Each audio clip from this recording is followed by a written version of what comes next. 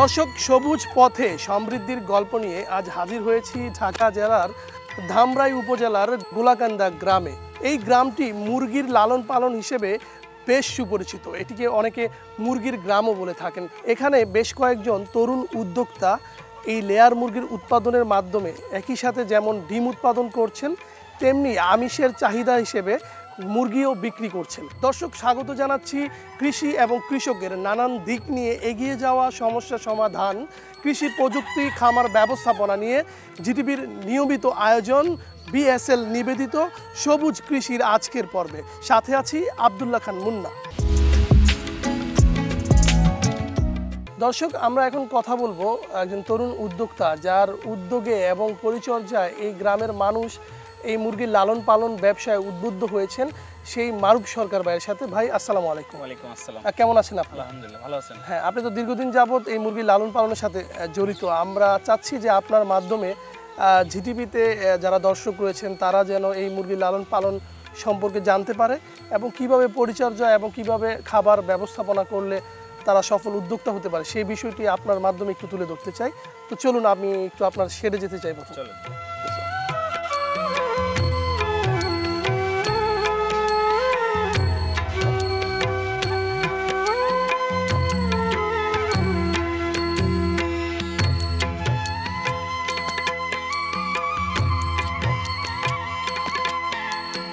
দর্শক, অবস্থান করছি লেয়ার মুরগির যে বাচ্চার শেড রয়েছে সেখানে। আপনি দেখতে পাচ্ছেন যে আমার পেছনে জিরো সাইজের বাচ্চা, যেটির বয়স হয়তো 5 থেকে 7 দিন হবে। আমরা যে কোনো ব্যবসা শুরু করার আগে, বিশেষ করে প্রাণী নিয়ে যারা কাজ করেন, মাছের পোনার ক্ষেত্রে মাছের পোনা, আর মুরগির ক্ষেত্রে মুরগির বাচ্চা, এগুলো যদি মানসম্মত না হয় তাহলে কিন্তু প্রোডাকশন ভালো হয় না। যতই আপনি পরিচর্যা করেন, দেখবেন যে আপনার একটা পর্যায়ে গিয়ে ভ্যাকসিন লাগতেছে, ওষুধ লাগতেছে, চিকিৎসা খরচ বাড়তেছে। তার মানে হচ্ছে যে ভালো মানের যদি আপনি বাচ্চা সংগ্রহ করতে না পারেন, সেক্ষেত্রে ব্যবসা ক্ষতির সম্মুখীন হবেন। তো এই বিষয়টি জানতে আমি কথা বলবো এখন একজন তরুণ উদ্যোক্তা মারুফ ভাই, যাকে আগেই পরিচয় করিয়ে দিয়েছি আপনাদের সাথে। তার কাছ থেকে জানতে চাইবো আসলে এই যে বাচ্চাগুলো সংগ্রহ করেন, এই বাচ্চা সংগ্রহ করার ক্ষেত্রে আপনারা কি কি বিষয় লক্ষ্য রাখেন? আমরা বাচ্চার ক্ষেত্রে অবশ্যই দেখি ভালো জাত, ভালো কোম্পানি। যেমন এটা আমরা উঠাইছি নারিশের বাচ্চা। এখন বর্তমান নারিশের বাচ্চা অনেক ভালো। তো এই নারিশের বাচ্চা আমরা একদিনের বাচ্চা আর কি সংরক্ষণ করছি। আর এটা প্রথম 5 দিন আমরা এটার প্রথম একটা মানে ডোজ থাকে, অ্যান্টিবায়োটিক ডোজ। এটা 5 দিন কমপ্লিট করার পরে আমরা 5 দিনের মাথায় আমরা প্রথম রানী ক্ষেত্রে চোখে ড্রপ দিই সর্বপ্রথম ভ্যাকসিনটা। তারপরে আমরা 8 দিনে কিল ভ্যাকসিন করব। এর পরবর্তীতে আরও 10 দিনে ভ্যাকসিন আছে, গাম্বুরো আছে, 17 দিনে গাম্বুরো বুস্টার আছে, 22 দিনে আবার আপনার রানীক্ষেত বুস্টার ভ্যাকসিন আছে। তো এইভাবে শিডিউলে আমরা এখানে 90 দিনে এই ঘরে লালন পালন করব। লাইটিং এর যে ব্যবস্থা, লাইটিং 24 ঘন্টায় কোন লাগে না, 24 ঘন্টা করতে না, এটা তাপের উপর নির্ভর করে এটা দিতে হয়। প্রথম 3 দিন আর কি যদি বেশি ঠান্ডা থাকে তো প্রথম 3 দিন 24 ঘন্টায় দিতে হয়। তো পরবর্তীতে লাইট আস্তে আস্তে কমাইতে হয়। আর প্রথম আমরা মূলত 10-15 দিনে আর কি লাইটটা এটা এরকম লাইট দিই বুটিং জন্য। পরবর্তীতে এত লাইট লাগে না। বাচ্চা সংগ্রহ করার আসলে সবচেয়ে ভালো সময় কোনটা? গরমের দিনে বাচ্চা মানে লালন পালন করা একটু ভালো, মানে কষ্ট কম। কারণ দেখা গেল শীতের দিনে কি তাপটা কম হয়, আর তাপ কম হলে সেই বাচ্চাগুলো প্রোডাকশনে মানে তেমন ভালো প্রোডাকশন পাওয়া যায় না। তো সেই ক্ষেত্রে মানে গরমের দিনে ওঠালে কি হয়, ভালো তাপ পায়, বাচ্চাটা ভালো বোর্ডিং হয়।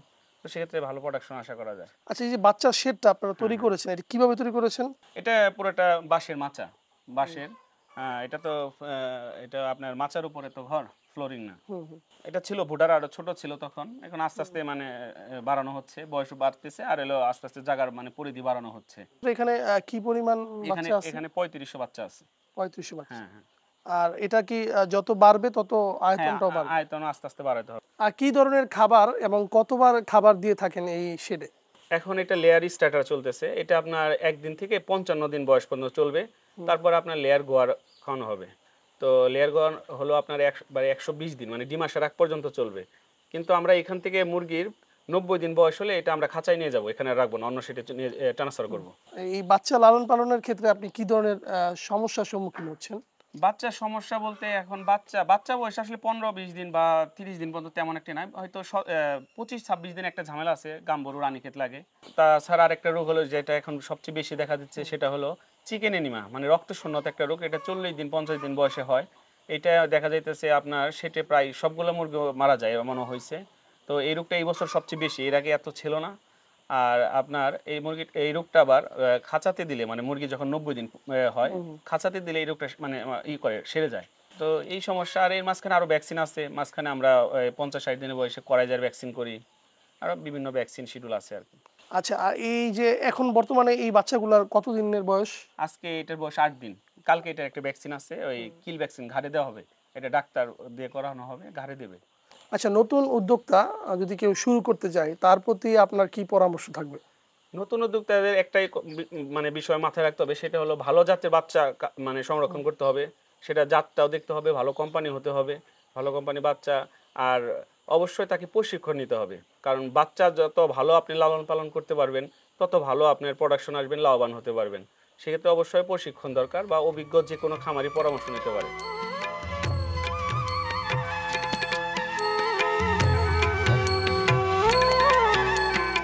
আচ্ছা, এই বাচ্চাটা সুস্থ আছে কিনা এটা বুঝে যাবে কিভাবে? যদি অসুস্থ বাচ্চা থাকে তাহলে এই যে চঞ্চলতা থাকবে না, ঝিমাবে, মাথা নিচে করে ঝিমাবে, এরকম চঞ্চলতা থাকবে না, যেটা যেমন চঞ্চল অসুস্থ মুরগি ঝিমাবে।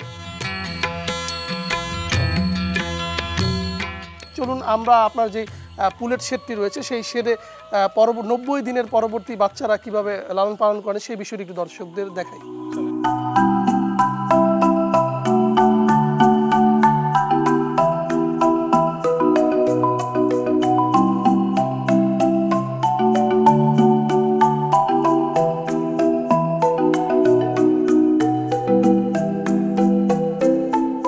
দর্শক, অবস্থান করছি পুলেট শেড।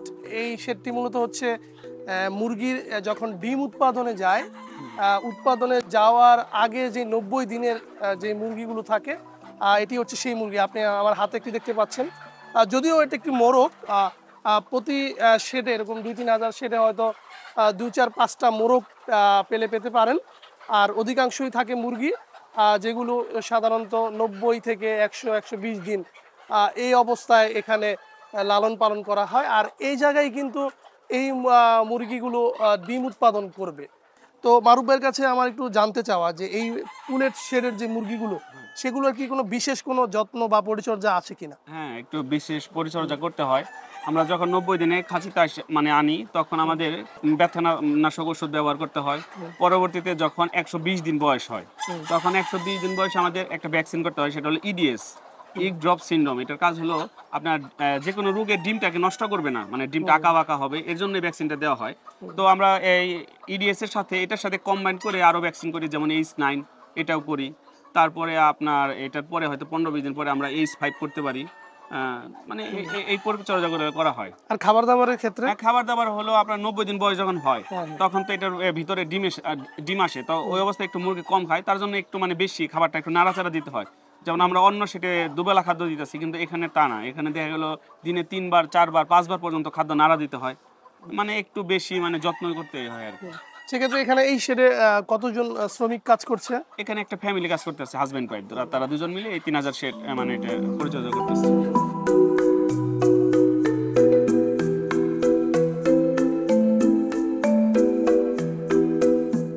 আচ্ছা, খাবার দাবারের ক্ষেত্রে কি আমরা যেটা মাছের ক্ষেত্রে দেখি অনেক সময় পাউডার বা স্ট্যাটার দিয়ে শুরু করে পরবর্তীতে দানাদার খাবারে যায়, সেক্ষেত্রে মুরগির ক্ষেত্রে খাবারের কি ভিন্নতা রয়েছে কিনা? ভিন্নতা আছে। আমরা এটা 3 ধাপে খাবারটা খাওয়াই। প্রথমত যখন বাচ্চা আনি, তো তখন লেয়ার স্টার্টার দিয়ে শুরু করি। তো ওইটা আমরা দেখা গেল যে আমরা 50 দিন পর্যন্ত বা 55 দিন এরকম সময় খাওয়াই লেয়ার স্টার্টার। তো ওই 55 দিন থেকে ডিম আসার আগ পর্যন্ত আমরা লেয়ার গুয়ারটা খাওয়াই, এটাও দানাদার। এটা লেয়ার গুয়ার 120 দিন খাওয়াই, তার পরবর্তীতে আমরা একদম লেয়ারে চলে যাই, যেটা আর কি দীর্ঘদিন চলে, ডিম পাড়া পর্যন্ত আর কি, ডিম পাড়া শেষ পর্যন্ত। মানে 3টা ধাপে খাবারটা খাওয়ানো হয়। আর ভ্যাকসিনেশন কি 3টা ধাপেই তো করেন? না, ভ্যাকসিনেশন এটা আসলে যতদিন সেটা আছে ততদিন ভ্যাকসিনেশন আছেই। যেমন যে আমার H5 গুলো, এগুলো তো H5 H9 এটা প্রতি 4 মাস 5 মাস পর পরে করতে হয়, মানে এটা বুস্টার ডোজ করতে হয় পারমা। আর বিশেষ করে রানীক্ষেতের ভ্যাকসিনটা, এটা লাইভ যেটা পানিতে খাওয়াই, এটা প্রতি 40-45 দিন পর পর প্রতি মাসে আমরা মানে পানিতে দিয়ে থাকি। আর আরও ওষুধ আছে, যেমন রেগুলার কিছু, যেমন ইসেল ওষুধটা, ইসেলিয়াম যেটা, ইসেল, ক্যালসিয়াম, মানে এগুলো ভিটামিন জাতীয়, অ্যামাইনো অ্যাসিড, এগুলো মাসে মাসে খাওয়াইতে হয়। Toxin binder. আচ্ছা, এই যে লেয়ার মুরগির যে বীজটা বা ময়লাটা, সেটা তো গ্যাস উৎপাদনে খুব ভালো একটা কার্যকরী হ্যাঁ, ভূমিকা রাখতে পারে। সেক্ষেত্রে আপনি কি এরকম চিন্তা ভাবনা আছে কিনা বা হ্যাঁ, বায়োগ্যাস করার চিন্তা ভাবনা আছে। আমার চাচাও একটা করছে, তো আমারও চিন্তা ভাবনা আছে একটা করবো আর কি।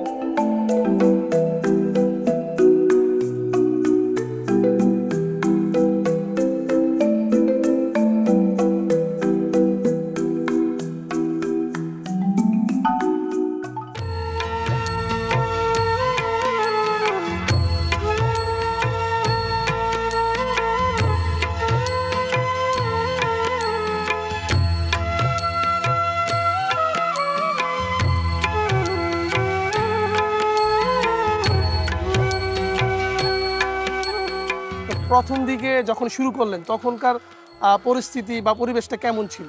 2015 সালে খামার আরম্ভ করি। আমি আর আমার এক ফ্রেন্ড দুজনে মিলে 1000 মুরগি দিয়ে শুরু করি। তখন তো আমরা আসলে কোনো প্রশিক্ষণ ছিল না ওইভাবে। তো মানে অনেক কষ্ট হয়েছে প্রথম আমরা মানে ওইখান থেকে আজকে এই পর্যায়ে আসার জন্য অনেক কষ্ট করছি আমরা। তো তখনকার রোগ ব্যাধিগুলো আরো বেশি ছিল, এখন তো অনেক আধুনিক চিকিৎসা বের হয়েছে, তখন এত চিকিৎসাও ছিল না। তখন শুরু করার সময় কি ধরনের প্রতিবন্ধকতা মানে সম্মুখীন হয়েছিলেন? যখন আমরা একদম বাচ্চা থেকে শুরু করি, হুম, তো বাচ্চা পালা মানে তখন তো আমাদের কাছে অনেক কঠিন সাধ্য বিষয় ছিল। আমাদের রাস্তাঘাটের অবস্থা বেশি ভালো না, অনেক কষ্ট করে বাচ্চা আনতে হয়েছে। বিদ্যুতের সমস্যা ছিল, তাপ দিতে পারি না। ওষুধের একটা বিশাল সমস্যা, আমাদের আশেপাশে কোনো মানে ওষুধের কোনো দোকান ছিল না, সে আমাদের যাইতে হয়তো ধামরাই সদরে। তো এরকম অনেক কিছু আমরা ফেস করছি ওই সময়। প্রথম যে 1000-এর যে বেসটা ছিল হ্যাঁ, হ্যাঁ। সেই বেসটার রেজাল্ট কি ছিল? রেজাল্ট ছিল বলতে 2015 সাল, ওই সময় অনেক দাম ছিল বাচ্চার। একটা বাচ্চা ওই সময় 115-14 টাকা করে কিনতে হয়েছে। হঠাৎ করে একটা সিন্ডিকেটের মাধ্যমে এরকম একটা বাচ্চা রেট হয়ে গেল। তো আমরা বাচ্চা উঠালাম, যা হোক 114 টাকা করে আমি বাচ্চা উঠাই। কিন্তু এই ডিম আসার পরে আমরা প্রথমত 5-6 মাস কোনো দাম পাই নাই, একদমই লস বলতে মানে আমাদের যে মানে খাদ্যের ওই টাকাটাও হচ্ছিল না। তো পরবর্তীতে যখন 5-6 মাস যায় তখন দেখলাম যে মানে আস্তে আস্তে বাজারটা ভালো হইতেছে। তো ওই ভালো দেখে পরে আস্তে আস্তে আমরা আর কি ওই সময় থেকে আর কি ব্যবসাটা আস্তে আস্তে বড় করলাম। 90 দিনের পরে যখন এই খাঁচাগুলোতে নিয়ে আসেন তখন কি আর রোগবালাইয়ের সম্মুখীন হতে হয় না? রোগবালাই তো আসলে মুরগি এমন একটা জিনিস, আজকে সুস্থ কালকে অসুস্থ। হ্যাঁ, তো এটা আমাদের সচেতন থাকতে হয়। আর কিছু ট্রিটমেন্ট আছে, এখন একটু অসুখ বিসুখ কম হইতেছে। কিন্তু এখন বাচ্চাতে প্রচুর অসুস্থ, এই বছর বাচ্চাতে প্রচুর সমস্যা। বাচ্চাতে বিশেষ করে 50 দিন থেকে 40 দিন বয়স হইলেই আপনার এনিমিয়া নামে চিকেন এনিমিয়া একটা রোগ হইতেছে। তাতে দেখা যাইতেছে 50% মুরগি মারা যাচ্ছে, ওই বাচ্চা মুরগিগুলা। এটা আবার খাঁচাতে ভরলে তখন ঠিক হয়। তো এই বছর ব্যাপক ক্ষতি হইতেছে আপনার বাচ্চাতে বিশাল ক্ষতি হয়েছে। আমারই 2বার আমি বাচ্চা উঠাইছি। একবার আপনার 3600 বাচ্চা উঠাইছিলাম, ওইটাতে 1400 মারা গেছে। আর তারপরে এবার মারা গেছে আমার 800। তো এই 2বারে আমি অনেক লস হয়েছে বাচ্চাতে।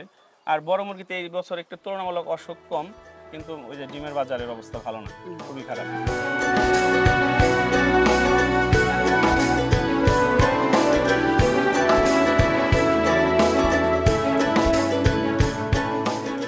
সকালে খাবার দেই, খাবারটা দেওয়ার পরে আমরা পানি দেই। পানিতে যখন প্রয়োজন তখন ওষুধ ব্যবহার করি।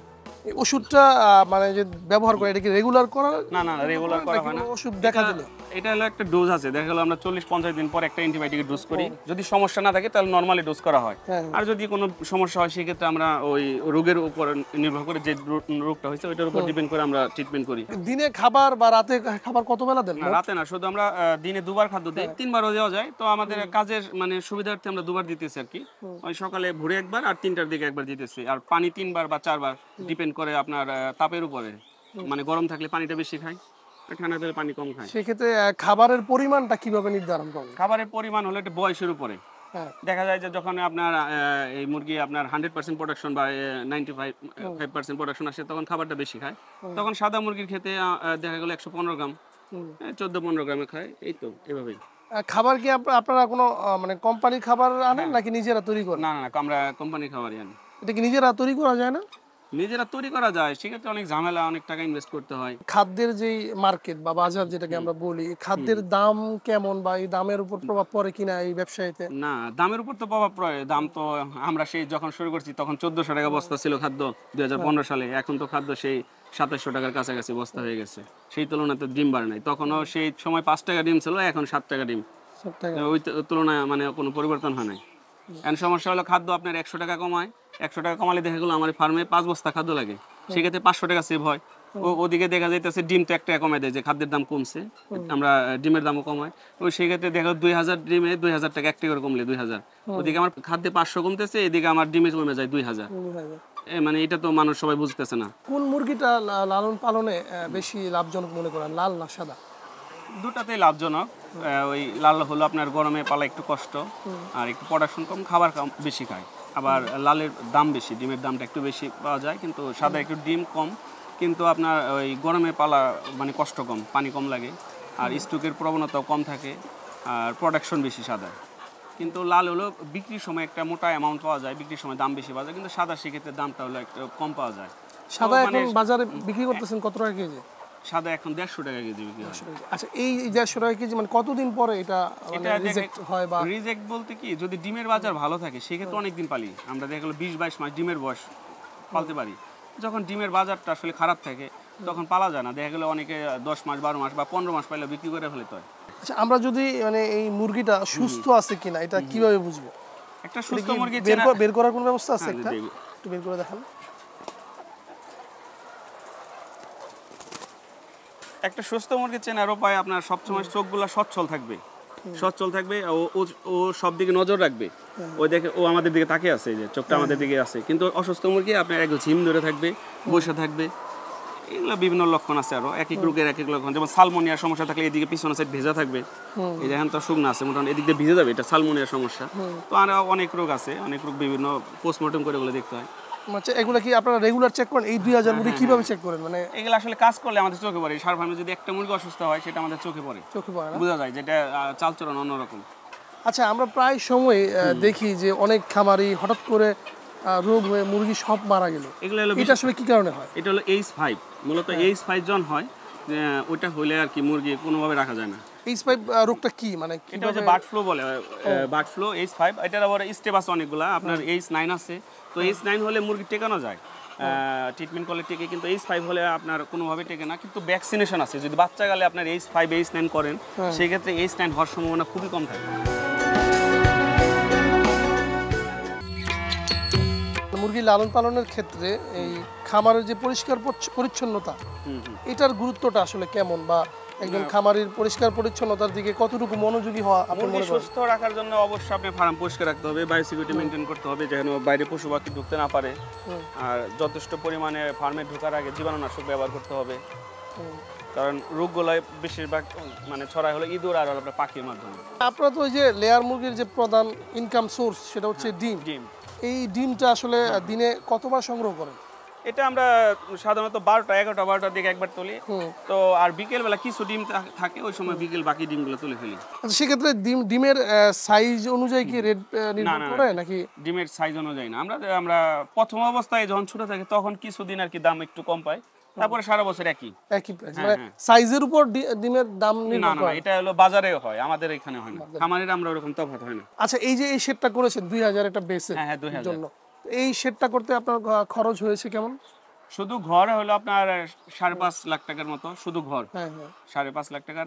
এটা আগে করছি, এখন হয়তো আরো একটু বেশি লাগবে, এখন তো জিনিসের দাম বাড়তি, হয়তো 6 লক্ষ টাকার মতো লাগবে। আর আপনার টোটাল এই বাচ্চা থেকে খাঁচি ঘর সব মিলে 2100 মুরগি পালতে এখন বর্তমানে আপনার 24-25 লক্ষ টাকার মতো লাগবে।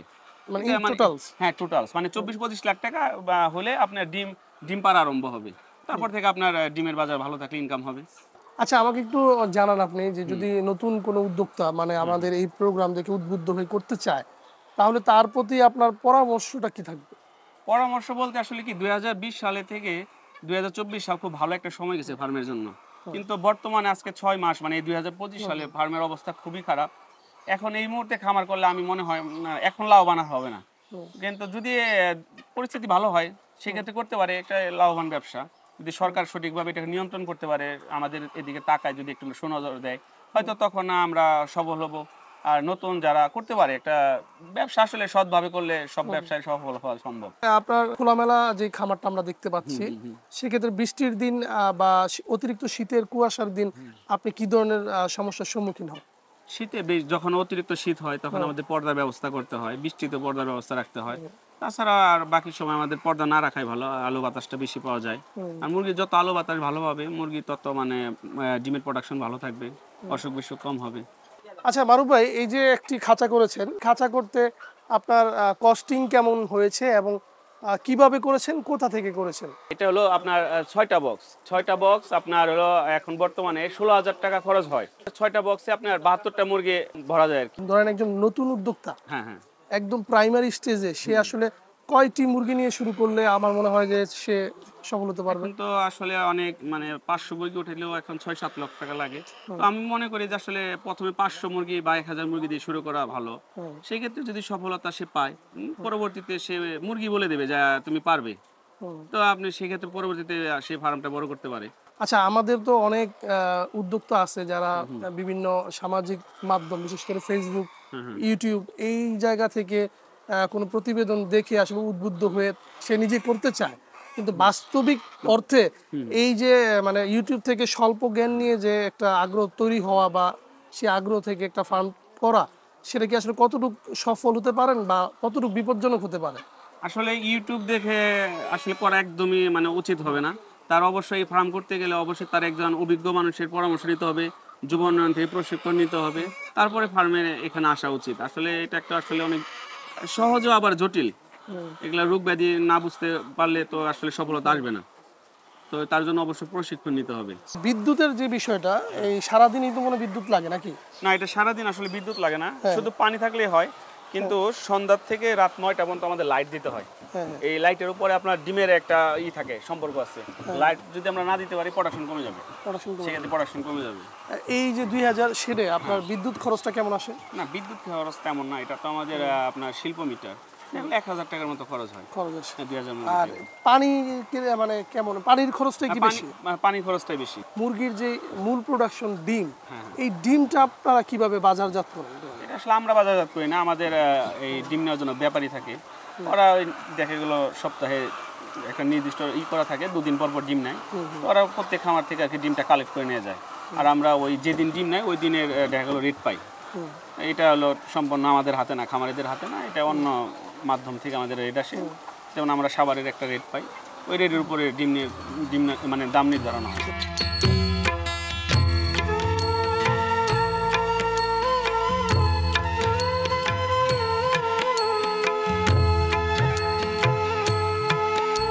দর্শক, আপনারা জানেন যে কৃষি এবং কৃষকের নানান দিক নিয়ে এগিয়ে যাওয়া, সমস্যার সমাধান নিয়ে এই অনুষ্ঠানটি কাজ করে থাকে। আজকে এই এলাকার বিভিন্ন মানুষের, বিভিন্ন খামারি ভাইয়েরা কী ধরনের সমস্যার সম্মুখীন হচ্ছেন সেই বিষয় নিয়ে আমরা আলোচনা করব।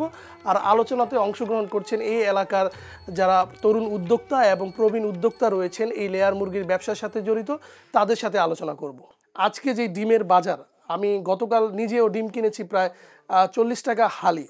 আর আপনারা আজকে ডিমের বাজারটা কত, কি দরে এখান থেকে ডিম আপনারা বাজারজাতকরণ করছেন সেই বিষয়ে একটু বলেন। আসলে আমরা যে প্রান্তিক খামারি আমাদের কাছে আসছেন, এর জন্য আপনাদেরকে অনেক ধন্যবাদ জানাচ্ছি আমাদের পক্ষ থেকে। আমরা যে এখানে মুরগি লেয়ার লালন পালন করে থাকি, সেই লালন পালন অবস্থায় যে ডিমটা উৎপাদন করে থাকি, আসলে আমরা ডিমের ন্যায্য দামটা কখনোই পাই না। এটা হয়তোবা কখনো মধ্যভোগী কোনো এক ব্যবসায়ী হাতে চলে যায়, প্রান্তিক পর্যায়ে খামারেরও পাচ্ছে না, অপরদিকে যারা ক্রেতা ডিম কিনে খায় সেই সাধারণ পাবলিকও সেই অনুযায়ী ডিমের দাম অনুযায়ী তারা ডিম খেতে পাচ্ছে না, তারা চড়া দামে সবসময় ডিম খাচ্ছে। এর কারণ আমরা যে এখন কিছুদিন আগেও 6.5 টাকা প্রতিটা পিস ডিম বিক্রি করেছি, 6 থেকে 6.5 টাকা, বর্তমানে 7 টাকা, অর্থাৎ 428 টাকা হালি। আর আপনি বাজারে যে দেখেন এখনও 40 টাকা হালি।